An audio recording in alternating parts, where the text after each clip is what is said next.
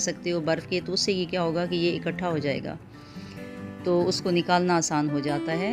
या तो वीडियो थोड़ी शॉर्ट कर दी जाती है, लेकिन आपने इसे इतना बीट करना है, या आप मधानी यूज़ करते हैं, कई लोग उसको भी कर रहे होते हैं हाथ से, तो इतना ज़्यादा करना होता है कि ऊपर से दिखना शुरू हो जाए। और फिर ठंडा पानी डालिएगा। पहले अगर ठंडा डाल दिया तो भी आपका मक्खन नहीं बनेगा। तो ये देखिए कि कितना अच्छा इकट्ठा होना शुरू हो गया। और वो कहते हैं ना, जितना गुड़ डालो तो उतना ही हलवा मीठा होता है, तो जितनी बालाई डालोगे उतने ही आपको मक्खन मिलेगा। तो बेहतर यही है कि जब आप मक्खन खाना चाहें तो उसी वक्त उतनी बालाई डालिए। आप दही में पानी डालिए, उसको बीटर से कर लीजिए, या जिस भी तरीके से आप घर पे करना चाहते हैं, तो ताज़ा मक्खन ले लीजिए। क्योंकि अगर 3-4 दिन रेफ्रिजरेटर में मक्खन पड़ा रहे तो वो बासी होना शुरू हो जाता है। कुछ लोग इस वजह से भी मक्खन बनाते रहते हैं कि वो इकट्ठा कर के देसी घी बनाते हैं उसका, जो कि वो तरीका भी मुश्किल है। और देसी घी आसान तरीके से किस तरह और खुशबूदार घी बनता है वो भी मैं किसी वीडियो में आपको बताऊंगी। लेकिन अभी आप मक्खन देखिए जी, ये हमारा मक्खन तैयार हो गया है ताज़ा खाने के लिए। आप रोटी पे लगा के खाइए, आप ब्रेड पे लगा के खाइए, आप किसी सालन में डाल लीजिए। इसका एक अपना टेस्ट है, क्योंकि घी गर्म तासीर रखता है, लेकिन ये वाला मक्खन ठंडी तासीर रखता है। इसलिए जिनको गर्मी फील होती है तो उनके लिए भी बहुत ज़रूरी है। और उसके अलावा ये देखिए, बिल्कुल ताज़ा मक्खन।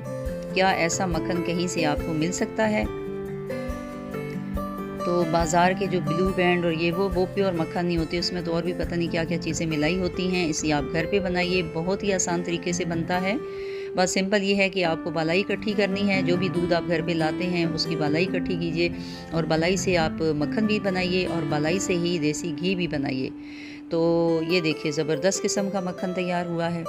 और चूँकि मैंने थोड़ा ½ टेबल स्पून इसीलिए नमक डाला था, ताकि ये थोड़ा सॉल्टी हो, और उसका एक अपना टेस्ट होता है। और साथ जनाब ये इतनी सारी हम लस्सी भी बन गई, क्योंकि मेरा दही भी फ्रेश था, तो इसलिए लस्सी भी अच्छी बनी है, जो बहुत खट्टी नहीं है, यानी अच्छी मीठी लस्सी है। अब इस स्टेज पे चाहें तो मैंने तो ज़्यादा मक्खन निकाल लिया है, लेकिन कुछ लोग छोड़ देते हैं। जैसे आप मक्खन वाली जो लस्सी पीना चाहते हैं तो उसका ये तरीका है कि आप दही में थोड़ा सा बालाई डाल दीजिए, थोड़ी सी, और उसको फिर कम ग्राइंड कीजिए।